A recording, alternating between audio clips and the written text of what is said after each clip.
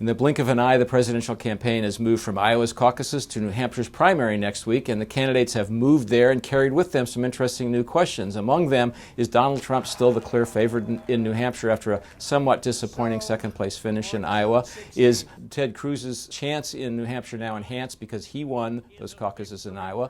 Is New Hampshire the place where Bernie Sanders really can beat Hillary Clinton on the Democratic side? But in some ways, the most interesting question in New Hampshire, to me at least, is going to involve three guys who didn't figure very much in the outcome in New Hampshire: Jeb Bush, John Kasich, and Chris Christie. In fact, they were nowhere to be seen in the final results in Iowa. 5% of the vote for Jeb Bush, 3% for each John Kasich and Chris Christie. But that doesn't matter so much for them because they didn't play heavily in Iowa. They have all staked much more of their campaign in New Hampshire. In some cases, John Kasich and Chris Christie, essentially all their campaign in New Hampshire. And now they're fighting for the space on what we've all come to see as the establishment candidate lane with Marco Rubio, whose stock really went up because he finished a very strong third place in Iowa, nearly caught Donald Trump there. So the question is, what will those three guys do to catch up with Marco Rubio, and how many of them can punch a ticket out of New Hampshire onward? I'm not sure that all three of them, plus Marco Rubio, can compete on after New Hampshire. So the real interesting battle, to me at least, is going to be among those guys in the establishment lane in New Hampshire, with the now leader of that lane, Marco Rubio.